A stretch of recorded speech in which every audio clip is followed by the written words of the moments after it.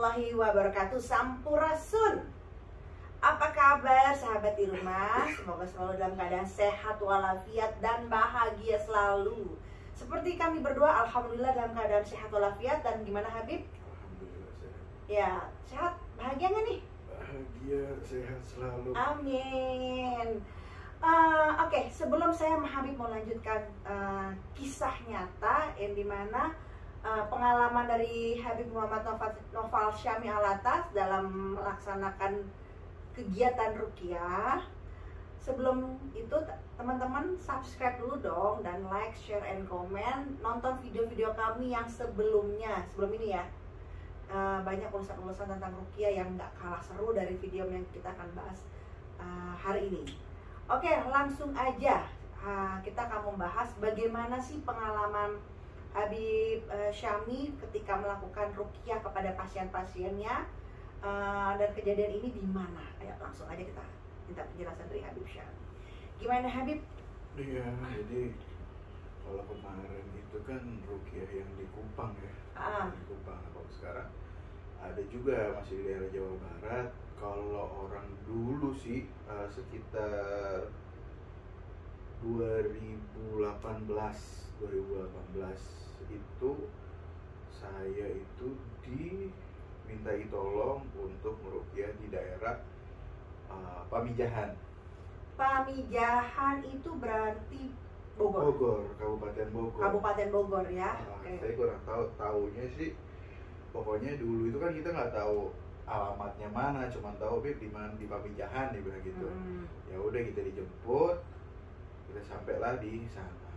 Saya bilang dulu kasusnya apa, nanti Habib lihat dulu deh, soalnya orangnya juga bukan anak muda, orang tua, orang umuran 50 sampai 60 tahun lah kalau nggak salah. Nah, dijemputlah saya itu sama keluarganya mereka. Dijemput itu jam 2 siang. Jam 2 siang dijemput pakai mobil. Sampai sana itu jam 6 maghrib. Macet kali ya? Macet. Dan jauh ya? Macet dan jauh. Dari kota Bogor jauh ya Bib ya? Dari kota Bogor ya lumayan lah. Pokoknya dari jam 2 itu kita start berangkat, sampai sana jam 6 maghrib lah. Azan soalnya pas azan. Nah, sampai sana kita saya ditaruh nggak di rumah utama dulu. Di sini dulu deh. Ada rumah satu. Jadi ini ada rumah. Nah, ini rumah rumah pasien itu gitu loh. Nah, di sini di sini rumah orang, rumah keluarganya atau rumah warga. Habib di sini dulu ya, istirahat dulu ya. Kita ikutin sholat. Habis itu ngopi dulu. Rokok lah sampai setengah bungkus saat itu. Rokok, ngopi. Saya berdua, saya sama Dila saat itu. Saya rokok, selesai rokok dipanggil. Habis azan Isya, kita habis sholat Isya dipanggil, Bib, coba liatin Bib. Saat saya ke sana baru jalan mau arah ke sana, tiba-tiba ada satu kelelawar yang mau nyamber gitu. Astagfirullahaladzim. Kenapa nih? Ya bilang, kok kelelawar juga. Tapi coba bismillah. Buka pintu. Awalnya biasa aja buka pintu. Orangnya juga lagi tiduran lah begitu kan. Cuma pas kita datang, nih ada Habib mau ruqyah katanya. Oh iya Beb, udah disiapin tuh tempatnya, kayak inilah karpet gitu kan. Saya mau minta air, minta garam atau apa. Udah sampai di situ, coba Bapak ke tengah gitu kan. Wudhu dulu, nggak mau wudhu dia, nggak mau. Coba ruqyah saya, ibarat kata bahasanya itu kayak nantang gitu. Iya. Kayak nantang gitu. Coba ruqyah saya. Udah, Bapak wudhu dulu, nggak mau. Dia nggak mau wudhu tuh, dipaksa seperti apapun nggak mau. Tapi udahlah, bismillah. Saya pasrah aja udah sama Allah. Ya kan? Orang itu duduk di tengah, ngadep kiblat. Saya suruh merem kan, dia mau tuh merem, terus baca la ilaha illallah. baru dia baca sekitaran 10 sampai 15 kali la ilaha illallah, tiba-tiba berdiri, teriak. Ibarat kata berdiri tuh, wah, kaget dong kita. Teriaknya tuh kesakitan? Enggak, teriaknya cuma wah gitu doang. Kayak ibarat kata, ini gue nih. Oh, gitu. Oke. Wah, dia bilang. Tiba-tiba ngebalik ke saya, ditunjuk saya. Ibarat kata, siapa lo gitu, bahasa kasar. Cuma pakai bahasa Sunda. Siapa lo? Saha aing teh. Aing macan. Oh, saha maneh. Saha maneh gitu kan. Siapa lo ibarat kata gitu. Diam saya, nggak berani ngomong, kayak cuma duduk kayak zikir. Iya, ini wilayah saya, kata dia. Ngapain Anda itu kesini ganggu saya gitu.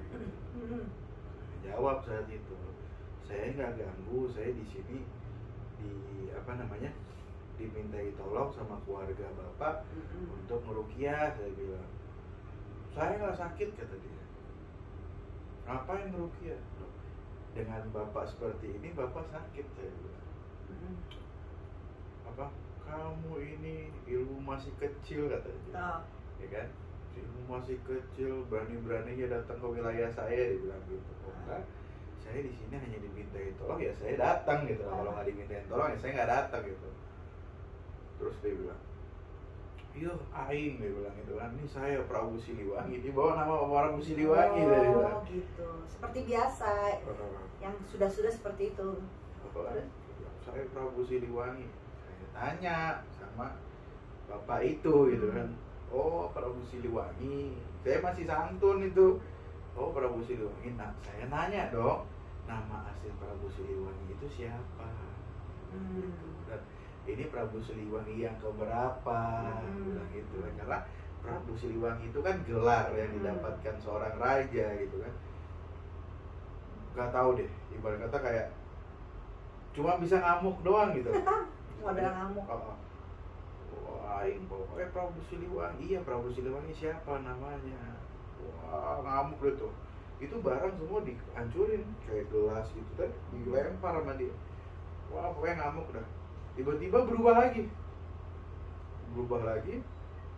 Dia bilang, Kian Santang, katanya. Dari Prabu Siliwangi balik lagi ke apa? Berubah lagi ke Kian Santang. Saya tanya lagi, Kian Santang itu nama aslinya siapa? Saya tanya gitu. Tapi sengaja gitu ya? Sengaja, karena setahu saya bahwa Kian Santang itu gelar juga gitu loh. Kian Santang itu adalah pemuda yang bisa mengusir bangsa Tang saat itu, bangsa Cina yang mau menjajah Nusantara saat dinasti Tang, makanya dibilang Kian Santang gitu kan.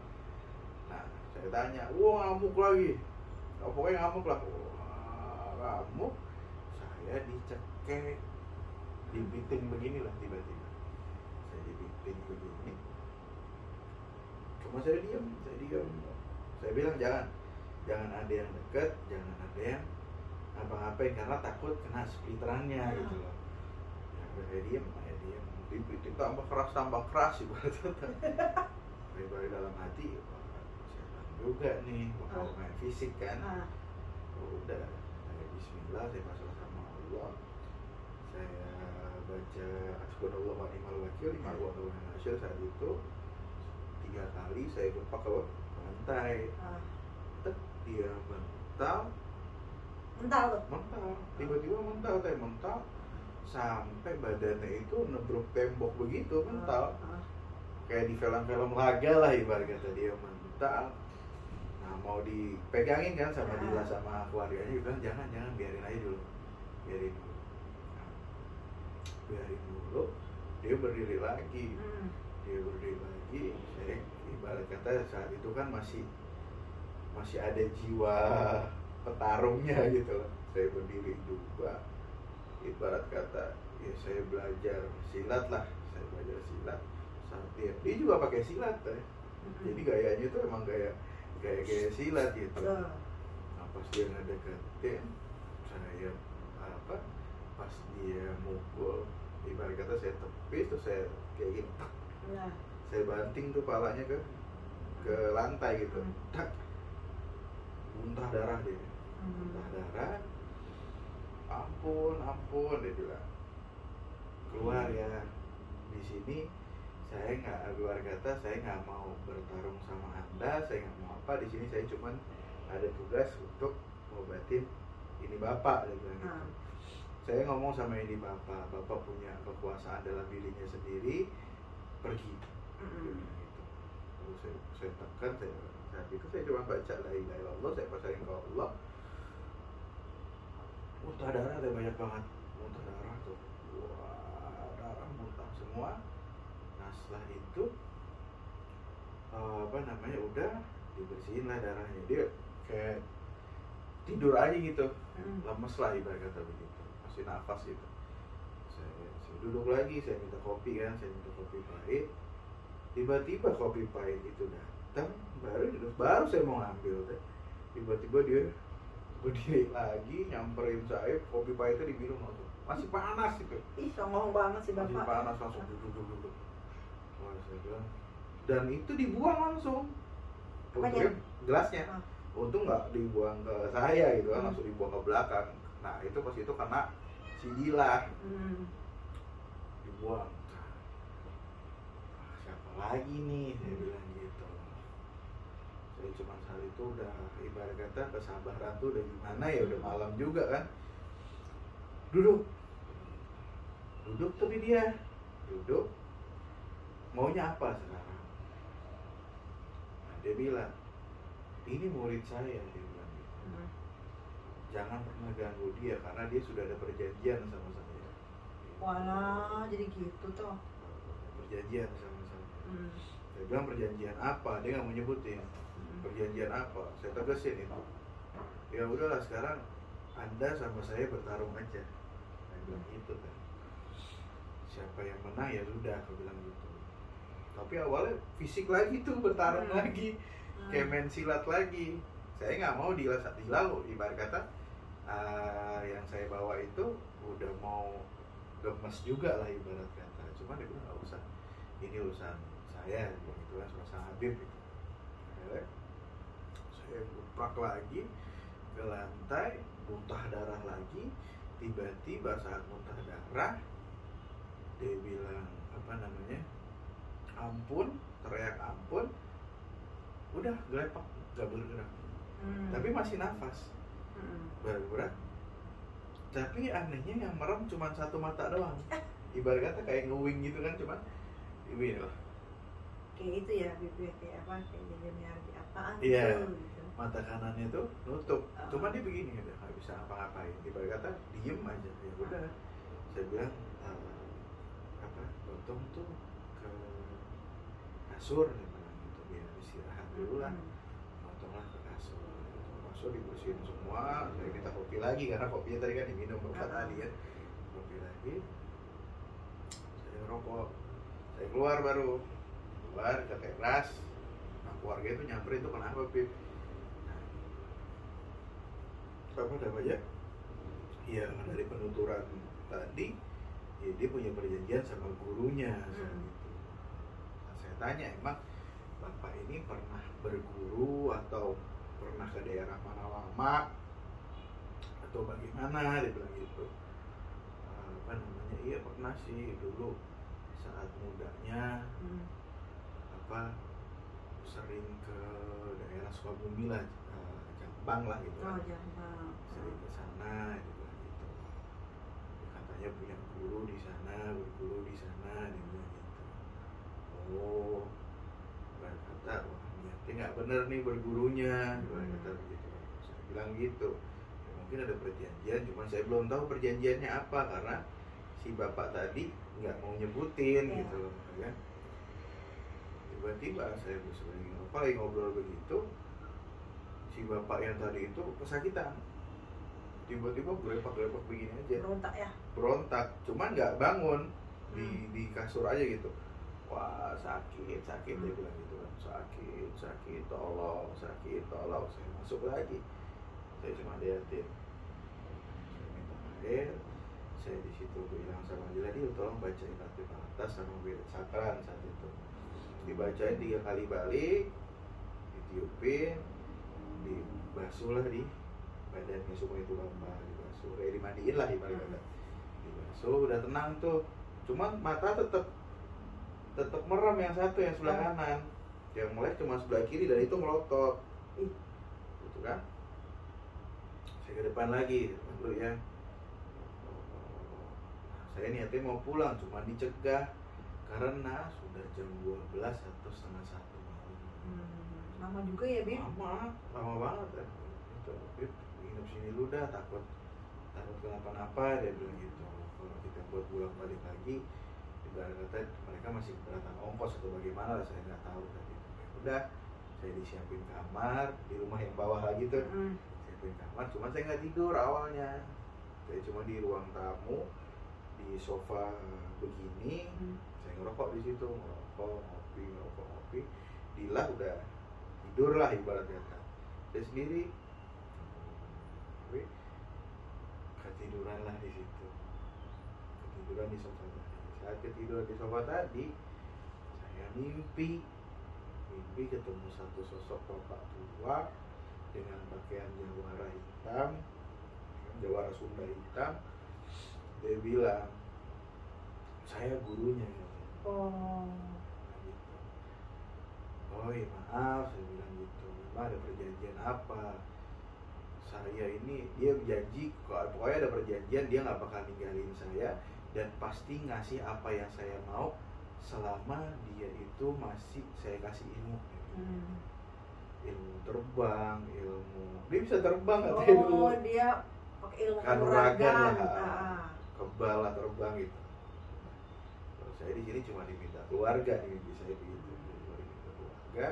Saya nggak bermaksud apa-apa. Ya sini udah baik, udah berarti putuslah perjanjian Anda gitu, karena ini juga permintaan itu dan semua itu haknya Allah Taala, saya bilang begitu. Udah, nah ini dalam mimpi nih, saya nggak mau terima sih gurunya tersebut.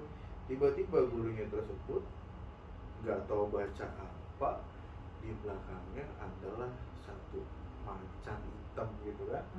Macan hitam keluar, gitu. Ya, cuman dalam mimpi aja, astagfirullahaladzim, saya tiba-tiba ditobrok, sini saya digigit. Oh gitu. Sama macan itu di sini lah, bagian sini. Dia gigit, ya coba saya bilang, astagfirullahaladzim, saya sholawat, saya lepas, macan itu mentah lah, saya itu mentah. Nggak tahu tuh saya di situ, saya belum tahu tentang apa sejarah lodaya atau apa, saya belum tahu jati diri saya belum tahu lah saat itu. Saya duduk dalam mimpi saya sila, saya cuma tawasul ke Rasulullah, saya tawasul ke semuanya. Tiba-tiba di belakang saya ada 3 harimau besar, itu yang satu putih polos, yang satu putih loreng hitam, sama yang satu merah loreng hitam. Itu 3 gede-gede, lebih besar dari harimau hitam yang tadi itu. Akhirnya nyeranglah itu macan tengik, macan yang tadi, yang hitam tadi, sama dukun itulah ibarat kata gurunya itu.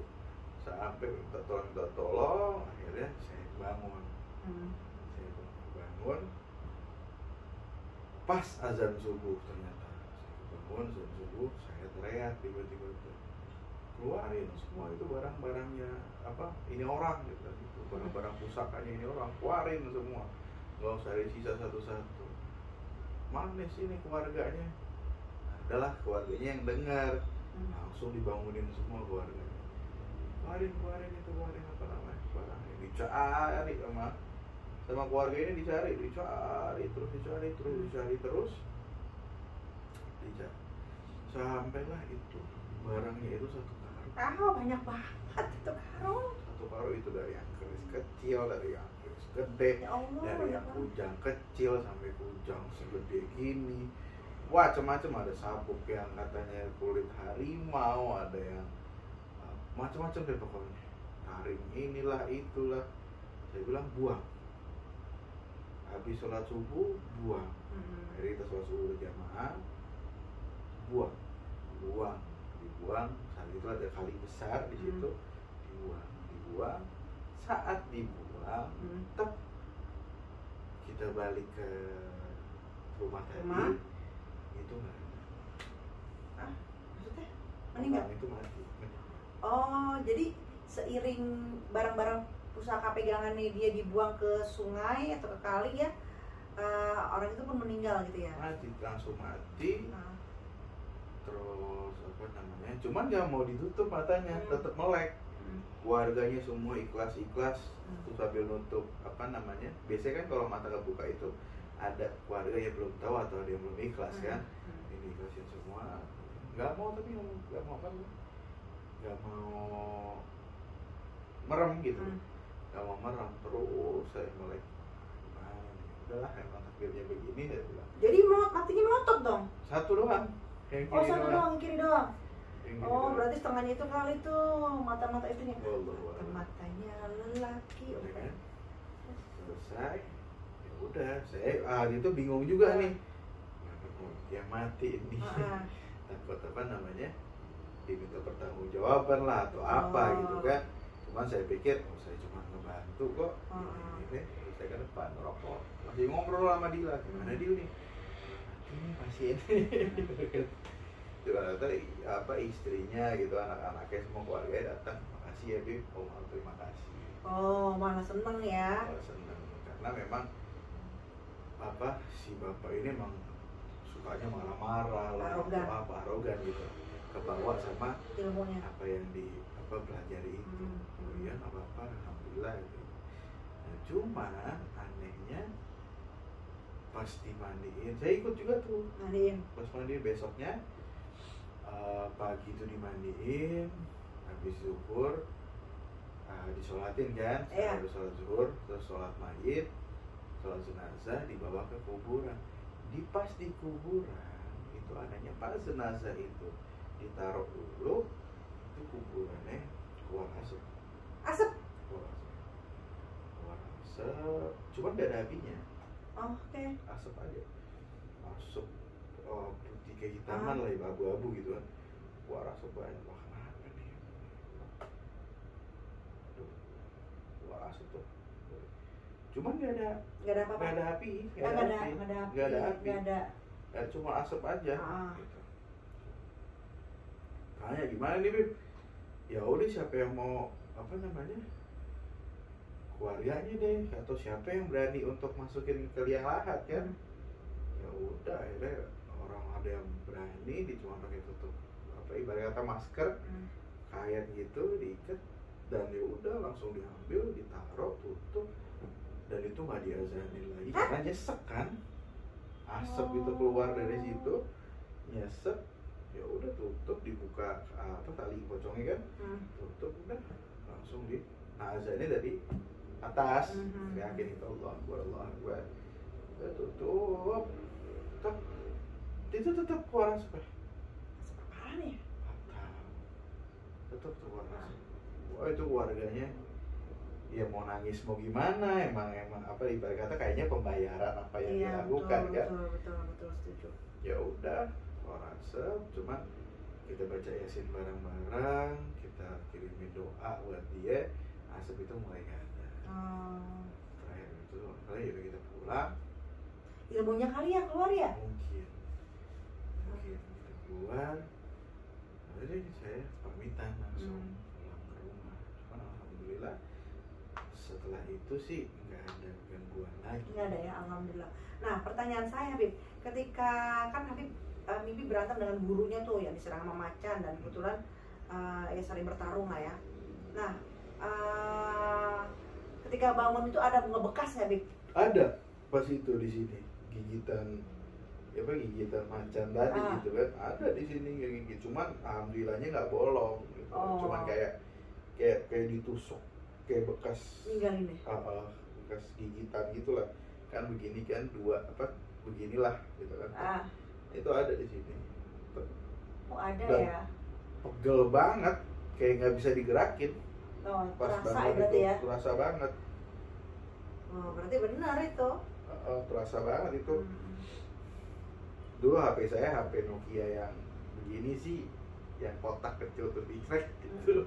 Oh zaman dulu ya? Zaman dulu R51 atau berapa gitu. Oh, luar biasa tuh pengalaman zaman dulu kala ya. Masih diingat sampai sekarang, nanti berbekas sekali. Tapi itu dia, memang kejadian itu ketika Habib Ruqyah itu memang ada yang hidup dan ada juga yang memang harus pulang ke rahmatullah ya, karena memang bukan terkadang ya, Allah memberikan sebuah pesan-pesan kecil kepada hambanya gitu, bahwa hukuman, yang namanya hukuman itu nggak perlu di alam barzah, ketika di dunia pun sudah ada, tetap pasti dapat. Dan itu dilihatin untuk menjadi saksi, kayak Habib sekarang ini jadi saksi untuk bercerita kepada teman-teman atau sahabat-sahabat lainnya di rumah, menjadikan sebuah pembelajaran bahwa hal-hal seperti itu yang nggak usah dilakukan juga gitu lah. Apalagi kalau kita cuman ya sekedar buat aja untuk bergaya-gaya atau bagaimana gitulah, tapi intinya nggak usah juga, karena ya ngapain sih gitu